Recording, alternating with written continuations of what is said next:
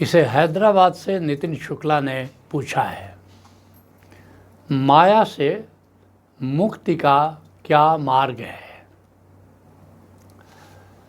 पहले जानते हैं माया क्या है। माँ का अर्थ है जो नहीं है, नहीं, और या का अर्थ है यह, अर्थात जो जैसा दिखता है वह वास्तव में वैसा नहीं है, वास्तव में उसका अस्तित्व वैसा नहीं है। कुछ उदाहरण से समझेंगे। जैसे नदी बह रही है, हम नदी के किनारे खड़े हैं, कुछ दिन पहले भी आए थे, अभी आए हैं, अब पानी बह रहा है। हम सोच रहे हैं नदी है, लेकिन वास्तव में नदी बह रही है जिस पानी को अभी हम देख रहे हैं या पिछले क्षण में देखा था, अब वो पानी वहाँ नहीं है। आधा घंटे के बाद भी हम नदी के किनारे खड़े हैं और देख रहे हैं कि नदी है, लेकिन आधे घंटे के बाद अब पानी बिल्कुल नया है। नदी निरंतर परिवर्तित हो रही है, नदी का जल पल पल बदल रहा है। जैसे आप नदी में स्नान करने के लिए उतरे हैं, आप कह रहे हैं नदी में स्नान कर रहे हैं, लेकिन जिस पानी में आप अभी स्नान कर रहे हैं अगले क्षण पानी तो दूसरा है। तो आप किस नदी में स्नान कर रहे हैं? क्या जहाँ आप खड़े हैं वो नदी है, या जो पानी बह रहा है वो नदी है? तो पल पल इतना ज़्यादा परिवर्तित हो रहा है सब कुछ कि आप जिसको नदी कह रहे हैं वह निरंतर परिवर्तित हो रही है, निरंतर प्रवहमान है। तो इसलिए एक तरह से नदी माया है, क्योंकि नदी क्षण क्षण बदल रही है। एक दूसरा उदाहरण आपको देना चाहेंगे। शरीर है, अब शरीर पल पल बदल रहा है, जो आपके सेल्स हैं वो निरंतर मर रहे हैं, नए सेल पैदा हो रहे हैं। 3 महीने में वैज्ञानिक कहते हैं कि सारे सेल आपको बदल जाते हैं। तो इन्हीं सेल से तो शरीर निर्मित है। तो फिर कौन सा शरीर है? जो 3 महीने पहले था वो तो बिल्कुल बदल गया, देखने में आपको लगता है, लेकिन वो क्षण क्षण परिवर्तनशील है। तो इस तरह से जो दिखता है लेकिन जिसका अस्तित्व वास्तव में नहीं है उसको माया कहते हैं, या जिसका अस्तित्व वैसा नहीं है, जिसका अस्तित्व पल पल बदल रहा है। जैसे एक उदाहरण और जैसे मृग मरीचिका माया है। क्या होता है, अब रेगिस्तान में हिरन दूर से देखता है कि पानी है। क्यों देखता है पानी है? क्योंकि वो वृक्ष की छाया, वृक्ष का प्रतिबिंब दिखाई दे रहा है, और वृक्ष का प्रतिबिंब सामान्यतः पानी में दिखाई देता है। लेकिन वास्तव में वहाँ पानी के बिना भी जो रेगिस्तान की जो गर्मी है, जो रेतीली हवाएं हैं, उससे उसका प्रतिबिंब बन जाता है। और मृग वहाँ दौड़ा दौड़ा जाता है कि वहाँ पानी होगा, लेकिन जब वहाँ पहुँचता है तो देखता है पानी तो है नहीं। तो इस प्रकार की मृग मरीचिका, जहाँ तुम सोच रहे हो कि यह है, वह वहाँ नहीं है अथवा वैसा नहीं है, तो फिर उसको कहोगे कि माया है। इस दृष्टि से अगर देखो तो संसार माया है, क्योंकि संसार पल पल बदल रहा है। तुम्हारा अपना संसार पल पल बदल रहा है। संसार क्या है? तुम्हारा जो नेटवर्क है, तुम्हारा जो संबंध है, अब वो तो क्षण क्षण बदल रहा है। तो जो तुम्हारा संसार है, जो तुम्हारा नेटवर्क है, वह पल पल परिवर्तनशील है। जो आज का संसार है कल का नहीं रहेगा। जो कल का तुम्हारा संसार है था, माता पिता, तुम बच्चे थे, तुम्हारी दुनिया अलग थी, तुम्हारे खिलौने अलग थे।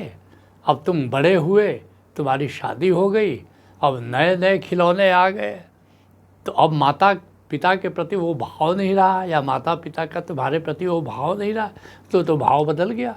कुछ दिन में तुम पिता हो जाओगे, तुम माँ हो जाओगे, अब तुम्हारा संसार बदल गया, तुम्हारी दुनिया बदल गई।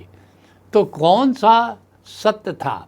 वह जो तुम छोटे बच्चे थे, तुम्हारी एक दुनिया थी, वह दुनिया सत्य थी, या तुम बड़े हुए फिर वृद्ध हुए, तो कौन सी दुनिया तुम्हारी? किस संसार को तुम कह रहे हो कि मेरा संसार? तो संसार माया है। इसलिए संतों ने कहा है कि ब्रह्म के अतिरिक्त सब माया है। ब्रह्म केवल सत्य है, क्योंकि ब्रह्म परिवर्तनशील नहीं है, लेकिन ब्रह्म के अतिरिक्त जो भी है, क्योंकि ब्रह्म अचल है, ब्रह्म स्थिर है, आदि सच जुगादि सच है भी सच, नानक होशी भी सच। जो शुरू में भी जैसा था आज भी वैसा ही है, कल भी वैसा ही रहेगा। इसलिए रज्जब साहब कहते हैं, संतों आए जाए सो माया। जो आता है जाता है वो माया है, जो चलता है गतिमान है वो माया है, और जो स्थिर है जो अचल है वह ब्रह्म है। तो इस दृष्टि से देखो तो मन माया है। मन माया है क्योंकि मन क्षण क्षण बदल रहा है। अभी प्रसन्न है, अभी क्रोध में आ गया, अभी कामना में आ गया, अभी लोभ में आ गया, अभी मोहग्रस्त हो गया, अभी ईर्ष्या में आ गया, अभी द्वेष में आ गया। तो क्षण क्षण अभी तृष्णा मन में आ गई, अभी वासना मन में आ गई। तो मन जो कि क्षण क्षण बदल रहा है, क्षण क्षण उसका रूप बदल रहा है। अभी राग में है, अभी प्रेम में, अभी करुणा में, अगले क्षण क्रोध में है। तो जिसको हम मन कहते हैं वो माया है। इसलिए कबीर साहब कहते हैं, मन माया तो एक है, माया मनहु समाए, और तीन लोक संशय पड़ा, काह कहूँ समझाए। कहते कबीर साहब कि मन और माया अलग नहीं है, क्योंकि कबीर साहब के ज़माने में पहले से गौतम बुद्ध से एक विवाद चला आ रहा था। गौतम बुद्ध ने कहा कि मन जिम्मेदार है तुम्हारे सारे दुखों का। तो लेकिन गौतम बुद्ध के पहले ऋषि कहते आए थे कि तुम्हारे दुखों का जिम्मेदार माया है। तो दो भाग में, एक तरह से भारत का वांग्मय, भारत की का जो संत थे, विद्वान थे, वो दो भागों में बट गए थे। एक कहता था कि हमारे दुखों का जिम्मेदार माया है, और दूसरा गौतम बुद्ध के बाद कहानी बदली कि हमारे दुखों का जिम्मेवार हमारा मन है। कबीर साहब ने इस समस्या को सुलझाया। कबीर साहब ने कहा, पागलों क्यों झगड़ रहे हो, मन और माया दो थोड़े है, मन और माया तो बिल्कुल एक ही है, इसलिए झगड़ा क्यों कर रहे हो। तो मन माया है। इसी तरह से कह सकते हो कि जो आज है वो कल नहीं है, जो क्षण भंगुर है उसको माया कह सकते हो। जैसे मैंने कहा, संबंध तुम्हारे आज जिसे मधुर संबंध है कल कटु संबंध हो जाता है। तुम क्षण क्षण बदलते हुए संबंधों को देखते ही हो कि आज संबंध खूब प्रगाढ़ है और अगले क्षण वो संबंध तो टूट गया। तो इस तरह से जो आज है और कल नहीं है, जो क्षणभंगुर है, वो भी माया का हिस्सा है। और ऐसा भी कह सकते हो, जिसका आदि है और अंत है वो माया है। केवल ब्रह्म है जिसका आदि और अंत नहीं है। बाकी तो दुनिया में जो भी है, आज जन्म होता है तो कल मृत्यु तो होगी, आज जो पैदा होगा कल समाप्त तो होगा। जो आएगा तुम्हारे जीवन में एक दिन जाएगा, या तुम ही उसके जीवन से चले जाओगे। तो जो आज है, जिसका आदि है और अंत है। इस तरह से भी कह सकते हो, जो असत है वो माया है। असत क्या कहते हैं, जैसे सत किसको कहते हैं, जो शाश्वत है, सदा है। और जो असत है, जिसका अस्तित्व समय से बंधा हुआ है, जो समय के घेरे में है, जो समय के दायरे में है, तो वो असत है और वो माया है।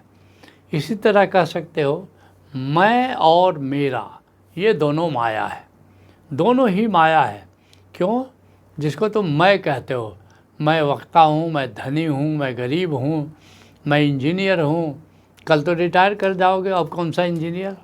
आज कहते हो कि मैं कलेक्टर हूँ, मैं ऑफिसर हूँ, कल तो नहीं रहोगे।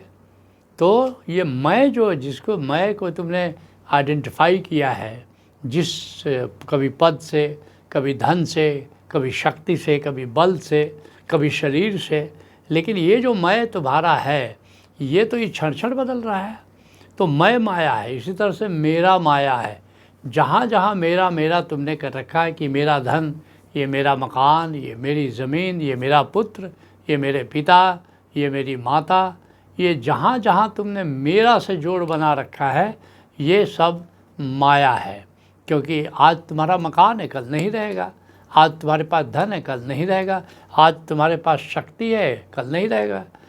आज तुम्हारे पास शरीर है, कल नहीं रहेगा। तो जहाँ जहाँ मेरा लगा रखा है, मेरा का विस्तार है, वह भी माया है। और इसी तरह कह सकते हैं कि जो आकार है और चलायमान है वो माया है। जैसे रज्जब साहब का उदाहरण हमने दिया, संतों आए जाए सो माया। तो जो भी आकार है वो सब चलायमान है, जो भी आकार है वो क्षण क्षण रूप बदल रहा है। तो जो भी आकार है वो माया है, क्योंकि ब्रह्म निराकार है। तो जो भी आकार है वो माया है, और जो गतिमान है वो माया है। ये सूरज, चाँद, तारे, जीव जंतु, ये सब गतिमान है, ये सब चल रहे हैं और चलते चलते एक दिन चले जाएंगे। तो ये भी माया है। एक और बड़ी सूक्ष्म बात बताने जा रहे हैं, जो भी बुद्धिजन्य ज्ञान है वो माया है। जो भी बुद्धि से तुम जानते हो और जिसको बुद्धि से जानते हो वो भी माया है। ये कमाल की बात है। बुद्धि द्वारा जो भी जानते हो वो भी माया है, और जो जाना गया वो भी माया, जो ज्ञान भी माया है, ज्ञेय भी माया है। इसलिए अष्टावक्र बड़ी प्यारी बात कह रहे हैं कि बुद्धि पर्यंत माया है संसार है, जान ले जो भव सिंधु के पार है। कहते हैं कि हे जनक, जो भी बुद्धि जानती है, इसलिए तुम देखना कि जो तुमने जाना वो क्या बुद्धि से जान रहे हो। जैसे तुम जान रहे हो कि ये वृक्ष है, ये कैसे जान रहे हो? ये बुद्धि हमारे आँख के माध्यम से जान रही है कि ये पेड़ है, ये जानवर है, ये पंछी है। तो ये बुद्धि से जान रहे हो, तो बुद्धि से जान रहे हो तो वो माया है, सीधी बात है। तो और जो सीधे तुम्हारा चैतन्य जानता है, जो आत्मा जानती है, बस वो शाश्वत है, वो माया नहीं है। लेकिन जो मन से जानते हो, बुद्धि से जानते हो, इंद्रियों से जानते हो, ये सब माया का हिस्सा है। तो इस आधार पर तुम समझ सकते हो कि वास्तव में माया क्या है, जो नहीं है मगर जिसका अस्तित्व प्रतीत होता है वो माया है।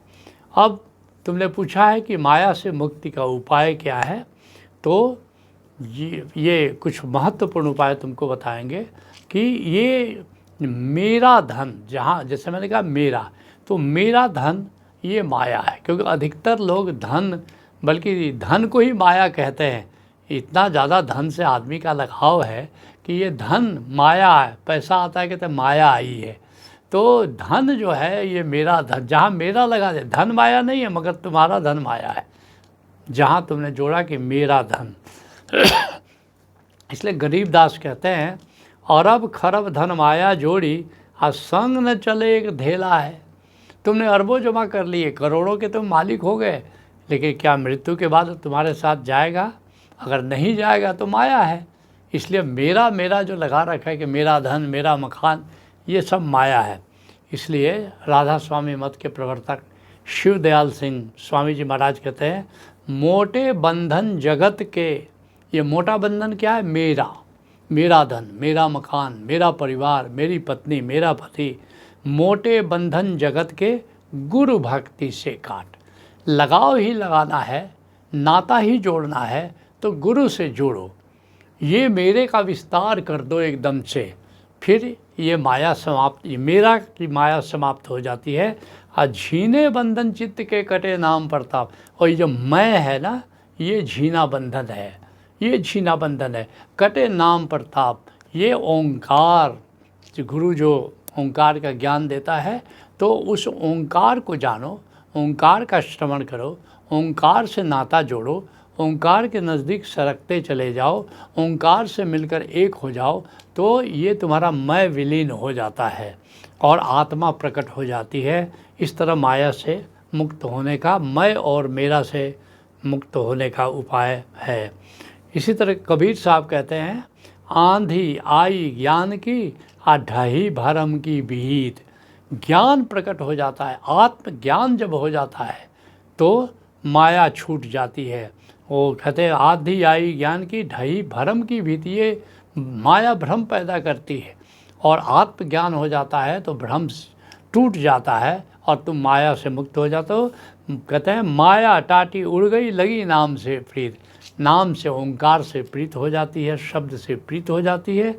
और जैसे आंधी आने पर कोई टाटी है, कोई चटाई है, कोई शेड है, उड़ जाता है। ऐसे ही जब आत्मज्ञान प्रकट हो जाता है तो माया की टाटी उड़ जाती है। कुल मिलाकर जब तुरीयावस्था में प्रवेश करते हो तो माया से मुक्त हो जाते हो। तुरीयावस्था क्या हुआ? एक जागृत अवस्था है, एक स्वप्नावस्था है, एक नींद की अवस्था है, निद्रावस्था है, सुषुप्ति की अवस्था है। तुरीयावस्था मतलब चौथी अवस्था, जिसमें कि जो जागृत के पार है, जो सुषुप्ति के पार है, जो स्वप्न के पार है, वह तुरीया अवस्था क्या है? वो देहातीत अवस्था है, वो मायातीत अवस्था है, जिसमें तुम चैतन्य के तल पर जीना शुरू करते हो, उसको तुरीयावस्था कहते हैं। कैसे तुरीयावस्था में प्रवेश होगा? शुरू करो ये दृष्टा से। ये 6 पड़ाव की चर्चा कर रहा हूँ तुरीयावस्था में प्रवेश की, जिसे तुम माया से मुक्त हो सकते हो। पहला है दृष्टा। अंतर जगत में जो विचार चल रहा है, जो उत्तेजना चल रही है, उसको वाच करो, उसके प्रति जागृत हो। तो दृष्टा से शुरुआत करो। उसी तरह से जो दूसरा है वो ध्यान। बंद आँखों से जो शून्य दिखाई पड़ता है, जो निराकार दिखाई पड़ता है, जो अंतर आकाश दिखाई पड़ता है, बस उसको निरंतर देखना ध्यान है। तो ध्यान करते करते तुम तुरीयावस्था में प्रवेश कर जाते हो। जो तीसरा कदम है वो साक्षी। ध्यान से तुमने जाना अपने निराकार को, अंतराकाश को, आत्मा को। अब इस आत्मा का स्मरण रखो, कुछ भी कार्य करो, उठते जागते, सोते जागते, खाते पीते, चलते फिरते, तो हमेशा याद रखो कि मैं आत्मा हूँ। और जिस आत्मा को तुमने ध्यान से जाना है, तो साक्षी तुरीयावस्था में ले जाता है। इसी तरह से तथाता। तथाता का मतलब हुआ कि बाहर बहिर्जगत को भुला दिया, अंतर जगत को भुला दिया, केवल आत्मा का स्मरण बच गया। सब्जेक्टिव अवेयरनेस जिसको कहते हैं, इसको कहते हैं तथाता। और फिर पांचवा है सविकल्प समाधि। सविकल्प समाधि का क्या अर्थ हुआ? अब अंतराकाश में जो डिफरेंट डायमेंशंस हैं, जो खजाना है, नाद है, नूर है, अमृत है, आनंद है, प्रेम है, चैतन्य है, ऊर्जा है, उमंग है, तो उसको जानो। और उस जैसे नाद के श्रवण में तुम जी रहे हो, ये सविकल्प समाधि है। नूर के दर्शन में तुम जी रहे हो, ये सविकल्प समाधि। ये उसी तरह अमृत के अनुभव में तुम जी रहे हो, ये सविकल्प समाधि है। तो ओशोधारा में 14 तल के कार्यक्रम है ध्यान समाधि के, ये सब सविकल्प समाधि के कार्यक्रम हैं। और इसके बाद जो सविकल्प समाधि ही निर्विकल्प समाधि में बदल जाती है, जबकि ये भी प्रतिबिक हो जाती है कि मैं नाद के प्रति जागा हूँ कि नूर के प्रति जागा हूँ। जागरण मात्र जब रह जाता है तो निर्विकल्प समाधि। तो निर्विकल्प समाधि में जितनी देर रहते हो वो भी तुरीयावस्था है। और फिर 7वां जो है वो सुमिरन है, अर्थात कि अब प्रभु के सुमिरन में जी रहे हो। आती सांस में परमात्मा की याद में जी रहे हो, जाती सांस में आत्मा के प्रेम में जी रहे हो। तो इस तरह से तुम प्रभु के सुमिरन में, हरि सुमिरन और आत्म सुमिरन, ये दोनों ही तुरीयावस्था में ले जाते हैं। तो इस तरह तुरीयावस्था में प्रवेश करके तुम माया से मुक्त हो सकते हो। नॉलेज।